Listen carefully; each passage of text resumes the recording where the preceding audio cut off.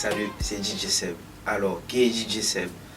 Donc, DJ, auteur, compositeur, beatmaker et producteur pour différents artistes à l'île de la Réunion. Alors, au niveau des influences, donc beaucoup de musique africaine, la Naija Music, Burna Boy, Wizkid, tout ça. Après, beaucoup de musique hollandaise, l'Afro-Dutch, avec des producteurs comme Young Felix, des chanteurs comme Pog, Busy, Afro Bros, Dog Boy, et tout ce qui dit latino, jamaïcain, donc voilà quoi, tout ce qui est très urbain et latino, on va dire.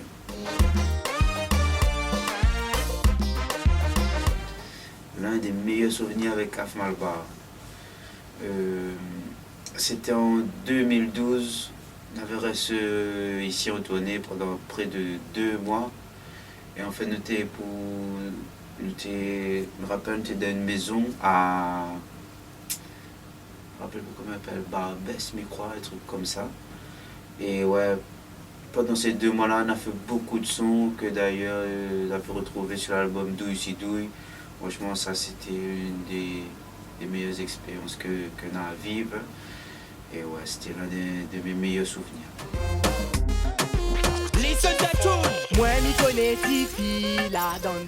La première date en métropole, si je ne me trompe pas, c'était sur un bateau.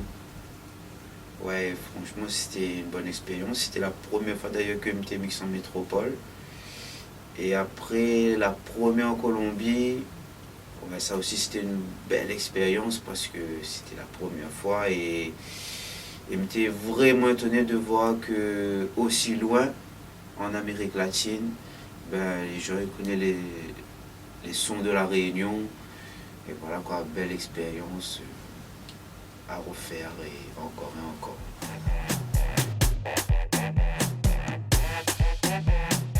L'exportation de la musique, c'est surtout grâce aux réseaux sociaux, à YouTube surtout.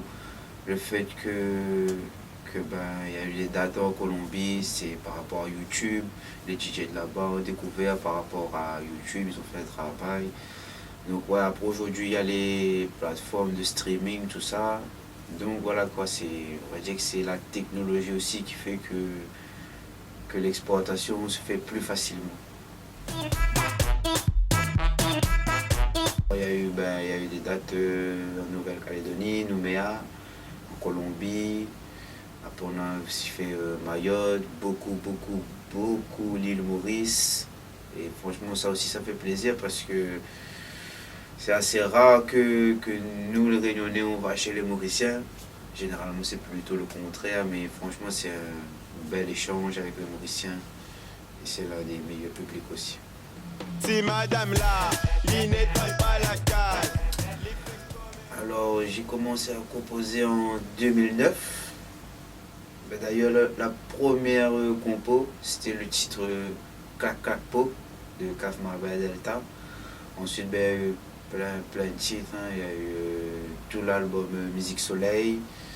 Il y a eu les sons avec Kaf Malbar. Après le plus gros succès vraiment c'était pour la Gomance, hein, Alsa, l'intéressant, Timadam, Kopaladi, etc.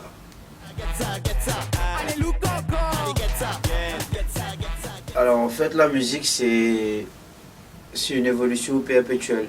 Il faut à chaque fois se renouveler parce qu'à chaque fois il y a des nouvelles générations. Donc à chaque fois il faut proposer du neuf au public. Donc il faut proposer des nouveaux artistes, des nouvelles vibes, des nouvelles tendances. Après, la musique que moi je fais personnellement, c'est destiné surtout à un public assez jeune. Donc il faut des jeunes, parce que les jeunes ils connaissent à quoi les autres jeunes s'attendent. Donc c'est pour ça aussi que j'ai décidé de travailler avec des artistes plus jeunes. Voilà, pour être en osmose avec ce public visé. Et voilà.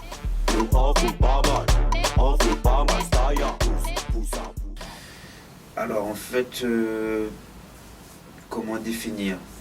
C'est une musique festive pour ambiancer.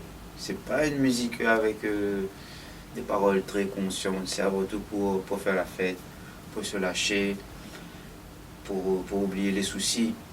Là-dedans, il n'y a pas de message très conscient, tout ça. Et l'inspiration, ben voilà, ça vient des musiques urbaines, des musiques club, beaucoup de mumbaton. Voilà quoi, les musiques très festives, les musiques pour faire la fête, pour s'ambiancer. C'est principalement ça mon style. La gomance. Alors la gomance, en fait, c'est pas un style de musique, c'est un mode de vie, c'est un concept. En fait, la gomance, c'est l'ambiance, hein, c'est la joie de vivre, le bonheur, qui a été créé par Black T. Big up Black T au passage. De voilà, la gomance, ça regroupe tout ça, la joie de vivre, la bonne humeur. Par exemple, on a un joli basket, bon, on va dire le basket il gomme. Un bon carré, ben, le carré il gomme. Donc voilà, c'est tout ça la gomance. C'est quand c'est bien, c'est bon. Et voilà, c'est le kiff. Mes futurs projets. Alors, ben déjà, plusieurs albums. Les albums pour les petits artistes. Là, notamment, il y a l'album de PLL qui arrive. Après, il y aura celui du Junior, de Black T. Et après aussi, ben, continuer le travail avec les artistes émergents à La Réunion, continuer à faire découvrir des nouveaux talents. Et aussi essayer de faire un travail un peu plus national, je dirais même international. Et bon, ça, pour on croise les doigts. Alors, les soirées coq la cour. Moi, il fait déjà 12 ans que je participe à ça. Et pour moi, ça a toujours été comme un rassemblement, une unification, je dirais. C'est un moment de partage, de rassemblement pour tous les Réunionnais, pas que les Réunionnais d'ailleurs, tous les, voilà, les dom-toms, tout le monde, quoi. Tous ces tirs sur nous autres, un coq la cour au fond de nous autres, au fin de compte. Voilà, c'est un moment d'unification, de partage et de fête surtout. Au de la fin. Alors ben déjà, je tiens à remercier Viscolo, toute l'équipe de Coq la Cour, pour tout ce travail déjà accompli depuis toutes ces années. Merci aussi, un grand merci à tout le public qui suit moi depuis mes débuts, depuis Nouveau l'école, voilà, depuis 2008. Hein.